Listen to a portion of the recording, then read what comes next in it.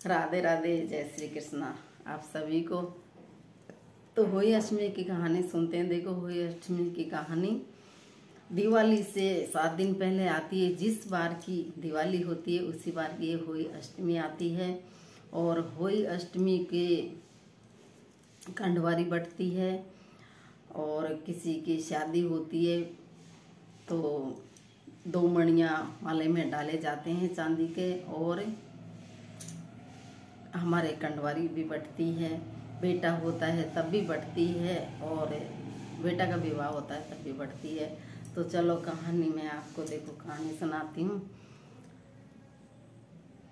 एक साहूकार के 7 बेटा और 7 बहू और 1 बेटी थी। सातु भाभियाँ अपनी ननद के साथ खदाने में माटी लेने जाती हैं। ननद मिट्टी खोदती है तब उसके हाथ से स्याऊ माता के बच्चे मर जाते हैं। स्याऊ माता कहती है कि मैं तेरी कुंख बांधूंगी। उसकी ननद कहती है अपनी भाभियों से कि मेरे बदले में कोई सी कुंख बंधवा लो। 6 भाभी तो उसकी मना कर देती हैं। 7वीं सबसे छोटी थी, वो कहती है कि मैं कुंख नहीं बंधवाऊंगी तो सासू जी नाराज हो जैसी।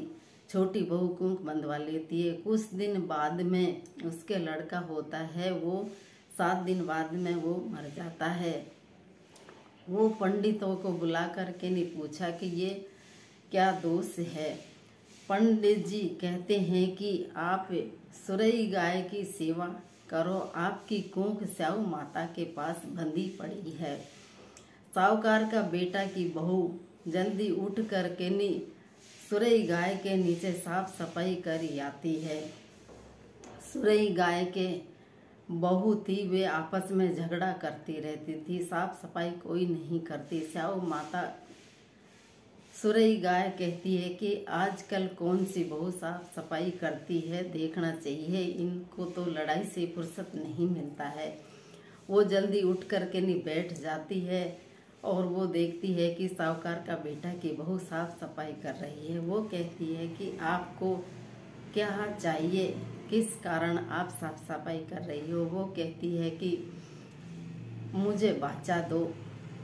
वो बाचा दे देती है। तब वो कहती है कि 7 समुंदर पार आपकी भायली स्याऊ माता है, मुझे वहाँ पे जाना है। तब वो दोनों जाने के लिए तैयार होती है। कड़ी धूप के कारण एक पेड़ के नीचे बैठ जाती हैं।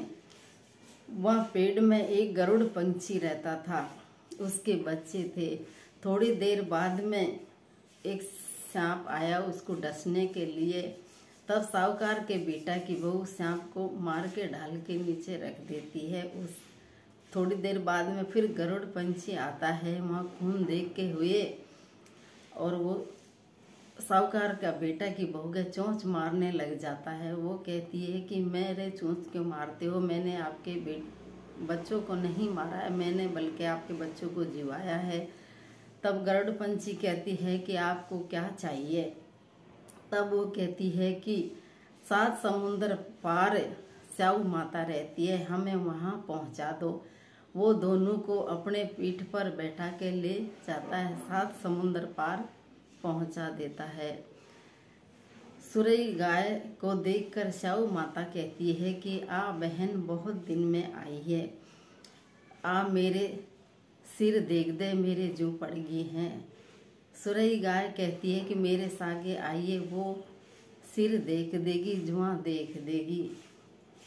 तब वो साहूकार का बेटा की बहू सिर देखती है। स्याऊ माता कहती है कि मेरा सिर में आपने बहुत सलाई करी है और उसको आशीर्वाद देती है, आपके 7 बेटा और 7 बहू हों। साहूकार का बेटा की बहू कहती हैं मेरे तो एक भी नहीं है, 7 बेटा बहू कहाँ से आएंगे। स्याऊ माता कहती है क्यों, क्या बात है। तब साहूकार का बेटा की बहू कहती है कि आप मुझे बाचा दो। स्याऊ माता बाचा देती है, बाचा सो बाचा।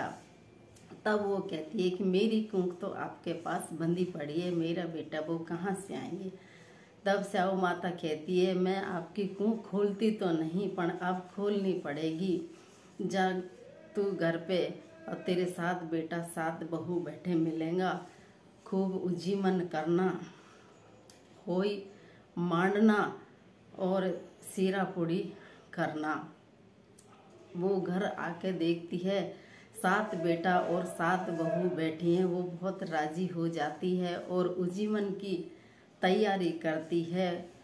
कोई अष्टमी मानती है, कोई दीवार पे मानती है, कोई मटके पे मानती है। इस तरह से वो 7 हुई अष्टमी मानती है। उधर उसकी 2 जिठानियाँ कहती हैं कि जल्दी जल्दी ढोक पूज लो, नहीं तो सद रोई रोने लाग जासी। आपके बच्चे ने देखने के लिए भेजती हैं कि देखा अभी तक चाची रोई क्यों नहीं देख के हो। बच्चे वहाँ आते हैं, आकर देखे तो चाची उजीमन की तैयारी कर रही है और हुई अष्टमी मान रही है, सीरा पूड़ी कर रही है। बच्चे आकर कहते हैं कि चाची के तो बहुत उजीमन हो रहा है और कुछ मान रही है। 2 जिठानियाँ दौड़ी दौड़ी आती हैं और दौरानी से कहती हैं कि ये सब कुछ तैने कैसे किया, कैसे कूक छुड़वाई। वो कहती है कि आपने तो कूक बंधवाई नहीं, मैं अणसमझ थी सो मैंने कूक बंधवा ली। स्याऊ माता ने मेरी कूक खोल दी है। हे स्याऊ माता, जिस प्रकार वो साहूकार का बेटा की बहू पे प्रसन्न हुई, उसकी कूक खोली, जैसे आप सबकी खोलना। कहते कि सुनता की हुंकारा बरता की, अधूरी को पूरी करना, पूरी का परवान देना। बोलो स्याऊ माता की जय, बोलो हुई माता की जय।